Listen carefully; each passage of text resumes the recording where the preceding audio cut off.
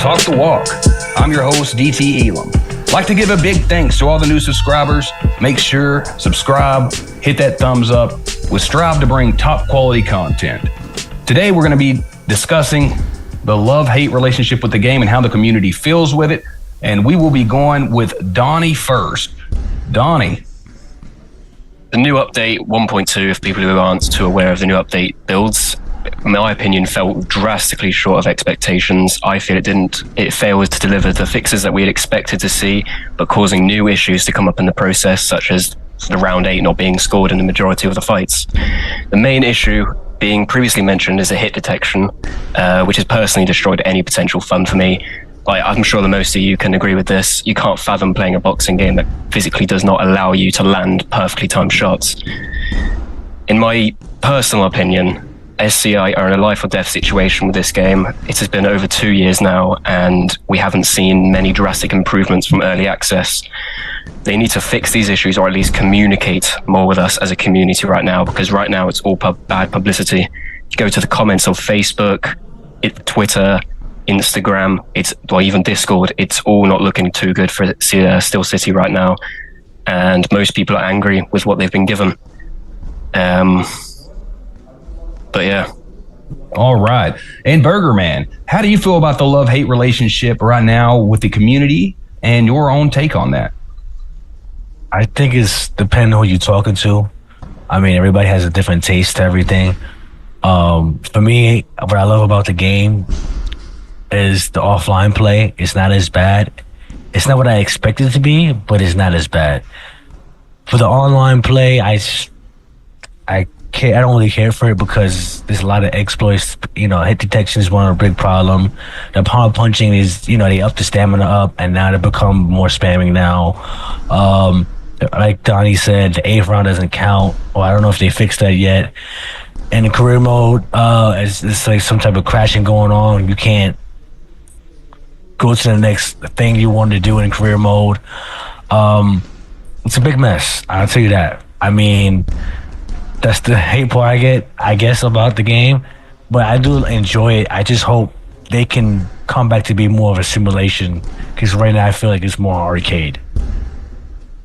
All right. So putting a finger on the pulse out there in the community, it seems that it's kind of in between online being a different beast than playing the game offline.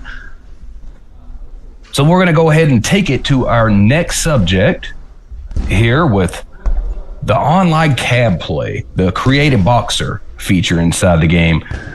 Games in the past, boxing titles in the past, have had this feature, and it was something people ran with, especially inside leagues such as you gentlemen's leagues. So we're going to go with you, Burger, on the online cab play. I think online cab play is necessary because I remember prior to Undisputed, Fight Night was big on that, and you was able to put your likenesses in the game and actually perform. Like, who doesn't want to do that? Like some 2K stuff. It's a feature that everybody really would wish they had. It will make the game more lucrative. Like, even if they can't license a certain fighter, you can try to customize them and try to mimic them to the T, to where you could put them on cab play online. That's something that's needed. All right. I completely agree. Donnie, what is your take on this at hand? I think that Creator Boxer has been quite neglected by Steel City since they released it. If I want to say, I think it was 0.7 they introduced it to the game. They previously stated that they were open to bringing it to online, but since then it's been quiet. I'm sure they've got other things to fix, but in that process. But in my opinion, Creator Fighter is extremely limited with the things they allow you to do. I'll give you an example. Tommy Hearns. Who wouldn't want to make him? But right now, you physically cannot make and create his likeness. For example, he's 6'1" with a 78-inch reach. The stats just do not allow you to make someone with that kind of stature. Same with Hagler, 5'9", 75-inch reach. They do not allow you to make a fighter with those type of traits, and it's really disappointing. But though it does make me think that they are its potential future addition to online. They have made the limitation of stats So you cannot make the 95 rated, 96 rated. And that does make me think that they'll be introducing it to online at some point. All right. So all in agreement here that the online cab play is very important to the boxing communities, gaming communities, and in the future, we're really banking on Steel City coming through to allow us to play with their created boxers online. All right, and on this last subject, we're going to put the controllers down for a minute and talk about the real ring. We're going to go with the Usyk versus Fury 2 rematch happening this weekend, and we have a very special guest to give us a breakdown on that. It's my pleasure to introduce two-time world champion Showtime Shawn Porter. Yo, what's happening, everybody? Welcome to Talk the Walk. Y'all ain't got no music for me? What the hell? All right, so here we go. Let's get right into it. We got Usyk. Here, let's start it over. We got Alexander Usyk taking on Tyson Fury. This is the second fight. We all know how that first one went down. I'm super excited about this fight. I feel like the first fight was the fight of the year. I feel like the first fight had everything, every component that's required to make a fight the fight of the year. It had the drama, it had the action, it had the unpredictability, it was back and forth, it was, I don't know who won that round, it was, oh shit, Alexander Usyk definitely won that round. I can't believe the fight didn't get stopped. I mean, you name it, it had it, and here we are approaching the second fight in the same year. And I think that speaks a lot itself. You know, we're getting some fighters fighting only once a year, and a fight of that magnitude for a repeat to happen in the same year, to me is phenomenal. All that being said, I will go ahead and plug my stuff first. The Porter Way podcast, I did a very unique breakdown of this fight. I feel pretty proud to say that I believe this is the first of its kind, a breakdown about the fight, all using all highlights from the very first fight. That should be dropping tomorrow on the Porter Way podcast YouTube channel, and on Radiant Technologies as well. They have an app. You can download the Radiant app and find the Porter Way podcast on there. All that being said, though, man, let's jump right into it. And again, I got Burger on here, I got Harvey on here, I got Elam on here, and of course, my man DDA. So I'll spit some questions at you guys. And before we get to the predictions of who's going to actually win this fight, let me go back a little bit for each of you guys. And Burger, I'll start with you. Who do you feel was winning that first fight? Who do you feel won that first fight? And how did you feel about it? I felt it was the fight of the year. The first fight, I thought Usyk was winning the fight. I felt like Fury would play the lazy game. I felt like he was trying to entertain the people more than actually, fight. But once I felt like he was down on the couch, then he started to pick up the momentum a little bit. But during that time was too late. So Usyk got the job done. Usyk, he was on fire. I thought he knocked him out one day. Yeah. You thought the knockout was coming. I mean, when he stunned him, I think he was like one more punch away to knock him out. When the ref jumped in, Elam, did you think that the ref was stopping the fight, or did you think that that 8 count that the ref gave was deserved? I thought the fight was stopped. Me too. Yeah, a lot of times when the ref jump in there and people don't really fully understand rules, the technique even of referees, a lot of people I know was jumping on their way to jumping up and down before they realized that the ref was giving the 8 count. Harvey, did you think the 8 count was deserved? I think it was. I think the ropes kept him up. But again, I thought the ref was jumping in to stop it. And this came off right at the end of when Fury was doing his best work from rounds 4 to 7. He was looking great. He was looking dominant. Yeah. He was working his body shots beautifully. Yeah. And then 8th round, Usyk just came in, took all of that away, and just took it to him. And we've never seen Fury like that. Name me one time we've seen Fury wobbled. We've seen him dropped. We've seen him hurt, but he's always gotten right back up, bouncing on his feet. We've never seen him wobble to that kind of degree, ever. Yeah, no, I think that when we see him wobbling around the way that we did, that is definitely a testament to not only his heart and his will, but also to his conditioning. It takes a lot to stand up against things like that. When you are still cognizant in a moment like that, it's because there's still brain being pumped through your muscles and also to your brain. So I think that if anything, we know that Tyson Fury was more than in shape for that first fight, which means he will definitely be in tip-top shape for this fight. Any discrepancies with the referee jumping in there, though? I know that there were people that felt like it shouldn't have been an 8 count. The fight should have been stopped. I looked at the replay just yesterday. There were definitely 3 moments when the ref could have jumped in and initiated an 8 count before he finally did. I did not see the hand touch the bottom rope the way the ref explained to me that he did, which is when he actually jumped and jumped in the middle of the guys and separated them for the 8 count. But moving forward, Burger, do you think that this, something that I've heard in the past is that Tyson Fury has always had the safety of the refs on his side? Do you think he had the safety of the ref in this first one, and do you think that he'll have some more safety in the second one? No, I just, it all depends on how the ref calls the fight. You can't, it's unpredictable at times. So the ref just didn't decide to call the fight. It was just out of luck. Yeah.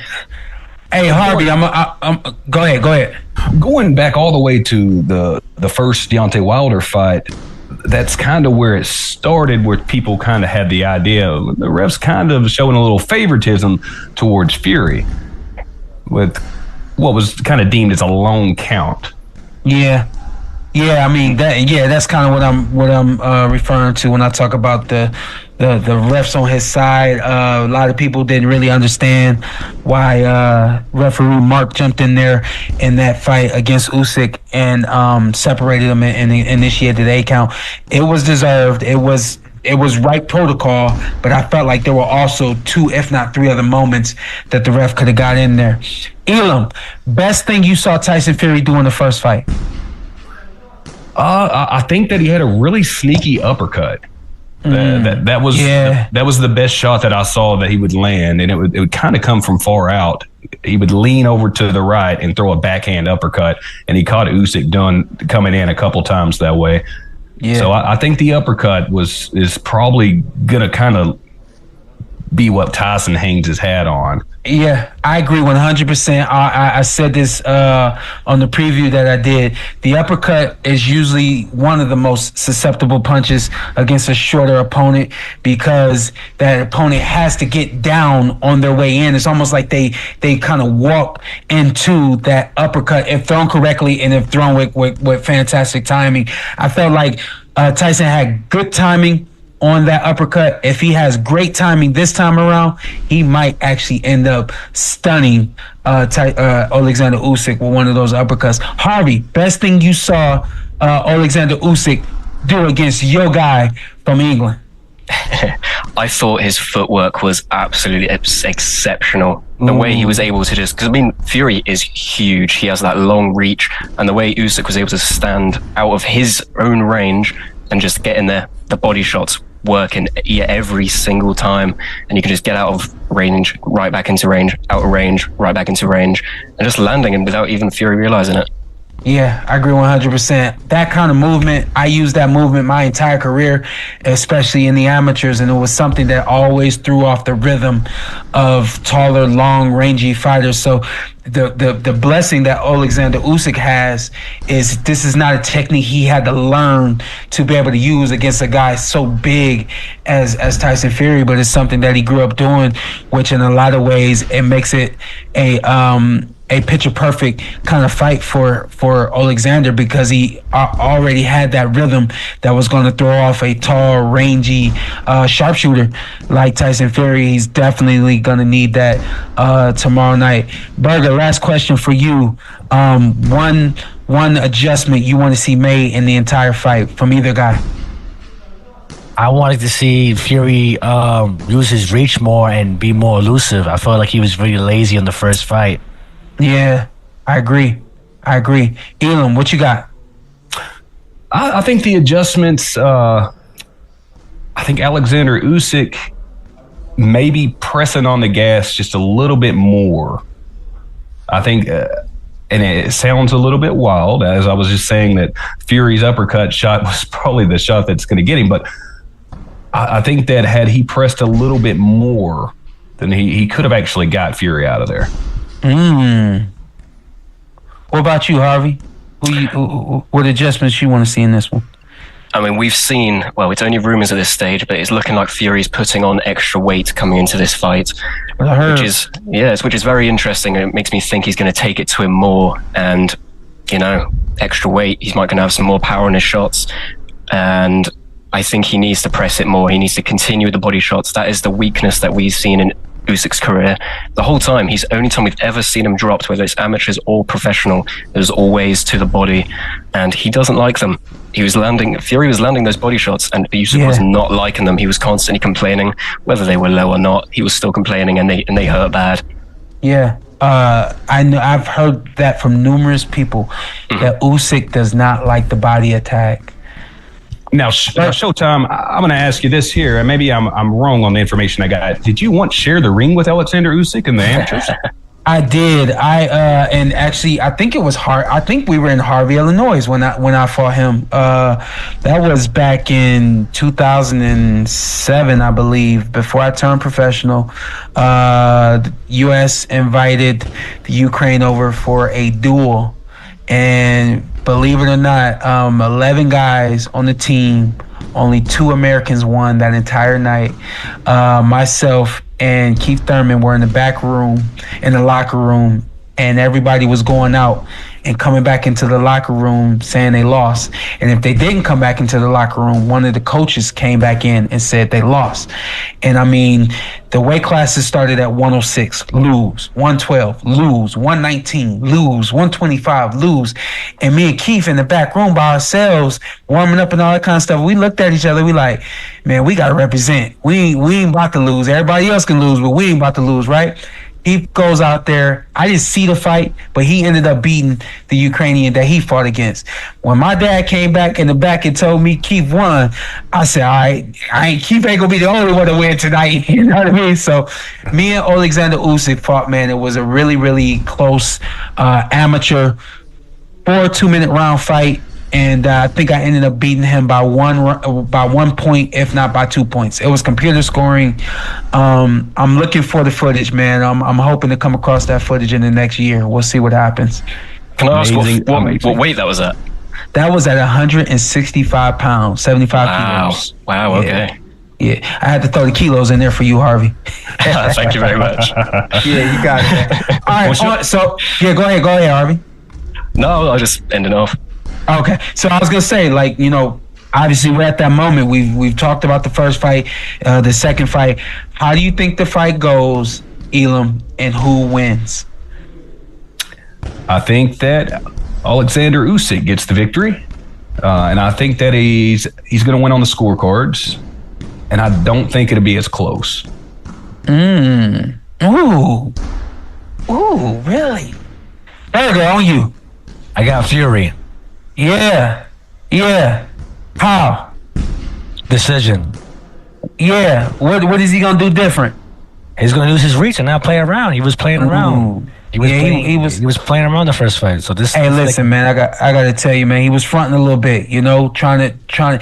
You know, when you are such a showman, it looks like you're playing around, but in fact, he was trying to let Usyk know, I'm comfortable and you're not going to get me uncomfortable. Every time he got hit with a big shot, what did he do? He reacted to it. He smiled. He laughed. He punched himself. He did all these antics to try to make Usyk believe that he was comfortable at all times. And I think, in fact, he did get a little too comfortable in that 9th round, and it cost him. But I can't argue with Usyk winning this fight, and I can't argue with you, Berger, saying that Fury is going to win this fight. Harvey, what says you, sir? People aren't going to like me for this one. I'm going to have to go against my countryman. I think Usyk's going to take it. I figured that. How? I think Fury has the tools to win. He's shown that in the first fight, but I just think Usyk is too fast, too smart, and I think he's probably going to take him the decision and probably win I want to say an 8-4 decision. Ooh, a 4 decision. As for me, I'm really struggling with this. I'll say this: I'm hearing that Fury's putting on weight for this fight.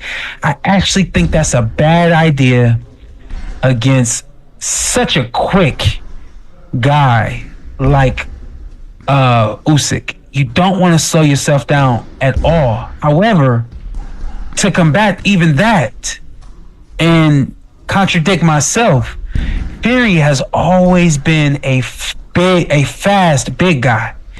And I'm not even sure that if Fury were to gain weight, I'm not sure that would slow him down. However, I'm willing to believe that physics say the heavier you are, the slower you are. So I'm going to rely on physics from that standpoint.